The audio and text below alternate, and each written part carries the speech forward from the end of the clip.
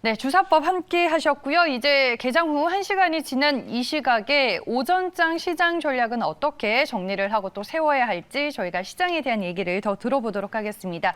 레몬 리서치의 김민수 대표 나와 계십니다. 안녕하세요. 안녕하십니까.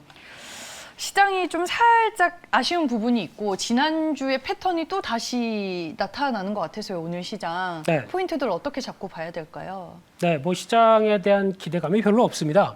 시장 지수를 보는 게 아니라 종목을 보는 관점이 크다 보니까 아직까지 시장 변화는 일단 오늘 이번 주죠. 이번 주 FOMC 회의 그리고 삼성전자 실적 발표하면서 변곡점이 좀 나올까만 지켜보시면 될 것 같고요. 그 전까지는 일단 이런 패턴 계속 이어갈 것 같은데 네. 그중에서 이제 두 가지 환율이 좀 떨어져야 되겠죠. 지금 1153원대를 넘나들고 있는데 여러 가지 이유도 지난번에 말씀드렸지만은 아직까지 1150원대 위에 들어가 있다는 얘기는 특히 외국인 중심으로 관심이 아직 그렇게 적극적으로 나올 가능성이 없다고 봐야 될 것 같고요. 게다가 또 지금 이어지고 있는 금리 같은 경우도 저점은 잡았는데 어느 정도 패턴이 상승 반전 쪽으로 꾸준히 들어오기 시작해야 이제 조금 더 한숨을 돌리겠죠. 더 이상 이제 말도 안 되는 얘기, 스태그플레이션이 왜 나옵니까? 지금 시점에. 네, 이런 얘기들은 좀 사라지면서 경기와 관련된 쪽에 흐름들은 그렇게 큰 이상이 없다. 이런 쪽으로 바라보게 되면 변화는 계속 긍정적일 걸로 보여지고 있는데 하지만 지금 시장의 대세는 중소형주 쪽으로 봐야 되겠죠. 네. 특히 최근에 대형주들 실적 발표에도 재미가 없습니다. 오히려 눈높이가 이만큼 높다 보니까 거기에 조금만 못해도 주가가 쭉 빠지는 LG생활건강 같은 변화가 나오죠. 근데 반대로 중소형주 같은 경우는 실적이 좋다라고 하게 되면 그에 따른 기대감이 반영이 안 된 대표적으로 유니드 같은 거겠죠. 네, 이런 종목 같은 경우는 주가가 아예 상한가까지 밀고 올라가는 현상들이 나오는데 그러다 보니까 시장에서 지금 실적 관련된 쪽에서 그동안 좋을 것이라고는 얘기됐는데 어느 정도 주가가 좀 조정세에서 크게 못 벗어나는 종목들은 오히려 관심이 높아야 되겠죠. 그런 종목들 포인트를 맞추시면서 종목 중심의 대응은 일단 이번 주도 계속 챙기셔야 될 것 같습니다. 네, 알겠습니다. 시장에 대한 포인트 저희가 먼저 알아봤고요. 이제 업종으로 가서 특징 업종들 분석을 해보겠습니다. 먼저 철강주입니다. 포스코 이번 2분기 후실적 확인이 됐고 하반기에 대한 실적 전망치도 상당히 좋던데 최근에 이제 일부 철강주 같은 경우에는 목표 주가가 다시 상향 조정이 되고 있더라고요, 대표님. 철강주들을 다시 매수할 타이밍이 온 건가요?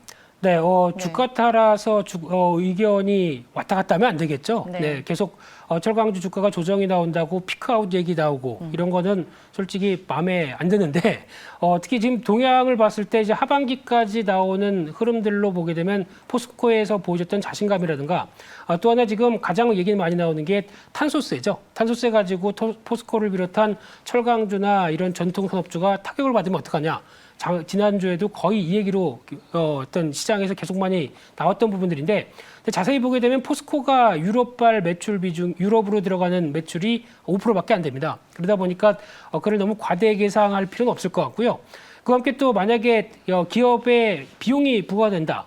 기업은 가격을 더 올려버립니다. 그럴 가능성이 높기 때문에 수요가 여전히 견조하다고 하게 되면 이 올라간 가격을 그대로 받을 가능성이 높지 오히려 나는 싫어 못 받겠어 하고 있는 쪽은 거의 없을 것 같습니다. 근데 지금 시장 분위기를 봤을 때는 앞으로 미국의 인프라 투자라든가 코로나19가 잠잠해졌을 때 이런 글로벌 정부들 차원에서 인프라 투자는 또 할 수밖에 없는 차원들이죠. 그러면 수요는 견조합니다. 그런 쪽의 변화를 나오게 됐을 때는 철강주에 대해서 너무 실망감을 크게 바라볼 상황들은 아닌 것 같고요. 여전히 이런 측면 쪽에서 변수들은 몇 가지 있다고 하더라도 그런 흐름들은 어떤 대세를 가르는데 큰 변화가 없을 것이다라고 하게 되면 조정시 매수 맞겠다라고 바라보시면서 대표적으로 어떤 최근에 가전 쪽 LG전자를 비롯해서 잘 나가죠. 그러다 보니까 컬러 강판에 대한 흐름들 양호할 걸로 보여지고 있는데 대표적으로 동국제각이나 포스코 강판 실적 잘 나왔더라고요. 이런 쪽도 눈여겨보시면 좋을 것 같고요.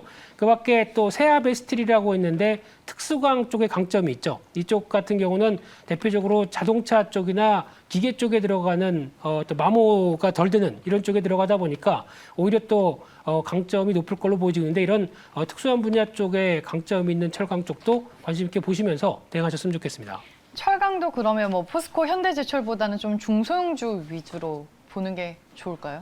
빙고입니다. 네. 네, 그게 더 맞을 것 같습니다. 포스코도 물론 흐름들을 맞춰가면서 움직일 텐데 네. 이런 기조가 꾸준히 나오게 되면 오히려 탄력은 중소형주가 더 좋을 것 같습니다. 네. 알겠습니다. 철강주들에 대한 팁까지 저희가 얻어봤습니다. 다음 이제 특징적으로 볼만한 업종 임플란트 관련주를 골라봤습니다. 견조한 실적, 뭐 이쪽 섹터에서도 확인이 되고 있고 개별적으로 M&A 이슈 등 모멘텀이 많은 sek터 중에 또 하나로 꼽히던데 어떻게 보세요? 네, 네. 임플란트 당연히 이제 참고 참았는데 이빨 아픈 거 도저히 못 참겠다. 그러다 보니까 치과에 가면서 나오는 현상들이 지금 나오고 있다고 봐야 될 것 같고요. 그런 측면으로 봤을 때는 이연된 수요나 아니면 또 해외 쪽에 지금 수출 동향 잘 나오다 보니까 오스템 임플란트 대표적으로 외국인들 매수세와 함께 주가가 꾸준히 계속 고점 시도가 나오는 상황들인데 네. 근데 중요한 부분들은 이제 실적 뚜껑을 좀 확인해야 될 것 같습니다. 지금 현재 올해 나올 실적 대비해서 올해 실적 잘 나올 걸로 보여지고 있는데 그에 대비해서 어떤 PR 기준으로 보게 되면 한 20배 정도 돼 있는데 이런 이제 빠른 실적 흐름들의 동향들이 어느 정도 확인돼서 주가를 끌고 가는지 여부들 좀 더 체크해야 될 것 같고요. 종목 쪽에서 보다 보니까 개인적으로는 덴티스라는 회사가 조금 더 마음에 듭니다. 이 회사 보다 보면 치과용 3D 프린터라든가 원래 그 LED 치과의 조명 이게 제일 공포스럽죠. 치과 가면은 그 환한 빛 네. 이게 공포스러운데 이를 잘 좀 덜 공포스럽게 만드나 봅니다. 그와 함께 또 투명 교정 케이스가 하반기에 또 강화될 거라고 얘기하는데 이쪽은 지금 저희가 보통 하는 철로 하는 것보다는 좀 시간이 좀 더 걸리나요? 네, 그런 쪽에서 봤을 때는 어떤 관련된 치과 진료가 좀 더 길어질 수 있다는 측면 쪽에서 상대적으로 어떤 좀 실적에 대한 긍정적인 모습들이 나오고 있는데 이런 변화 확인되게 되면 덴티스가 더 낫지 않을까라는 생각이 들고 있습니다. 그러면 기존에 뭐 덴티움이나 디오나 오스템 임플란트 들고 계신 분들은 지금 오늘 또 신고가 패턴이어서 일단은 더 홀딩할까요? 네, 일단 무리하게 쫓아가시지는 않으셨으면 좋겠고요. 네. 일단 추세 흐름 맞춰서 보유는 가능하리라고 봐야 될 것 같습니다. 네, 알겠습니다. 임플란트 관련주까지 확인을 해봤습니다. 다음은 이제 특징주인데 이녹스 첨단 소재로 골라봤습니다. 시장이 예상대로 오늘 2분기 양호한 실적이 발표가 됐는데 지금 하반기에 또 OLED 관련주들이 모멘텀이 부각이 되고 있잖아요. 네. 어떤 관점으로 봐야 될까요? 네, 제가 보기엔 양호한 게 아니라 네. 서프라이즈인데요. 네. 이 정도 실적을 보유했다고 하게 되면은 하반기 더 OLED에 대한 모멘텀이 가속화됐을 때 더 좋아질 것 같습니다. 그렇기 때문에 이녹스 첨단 소재를 비롯한 OLED 관련된 소재 쪽은 계속 관심 있게 봐야 될 것 같은데, 근데 중요한 건 장비 쪽이 조금 좀 더디죠. 근데 이쪽은 삼성전자가 이제 좀 마음의 결정만 내리지 마시고 이제 직접적인 결정이 나와야 될 것 같은데.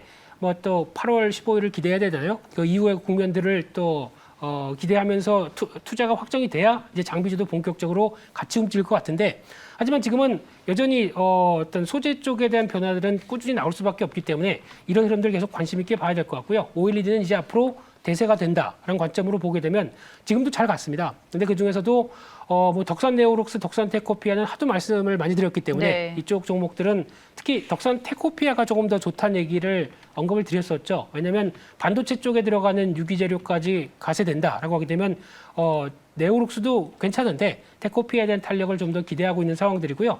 그밖에 또 HB 솔루션이라는 회사에 대해서 주목하고 있습니다. 이 회사 같은 경우는 그동안에 있던 K맥이라는 회사를 흡수합병하면서 덩치를 크게 가져갔는데 쉽게 말씀드리면은 도광판 관련된 쪽에 도포하는데 반도체 쪽과 디스플레이 쪽을 모두 다 이제 담당하면서 한 축씩 다 앞으로의 중요한 기술들을 갖고 있는 회사가 됐다라고 하게 되면 지금 흡수 합병한 효과에 따라서 덩치도 커질 것이고요. 실적에 대한 변화도 훨씬 더 기대가 되기 때문에 HB 솔루션 얘기 드리려고 했는데 오늘 너무 많이 오르네요. 많이 올랐습니다. 차트 봐주셔야 될 것 같아요. 네, 네.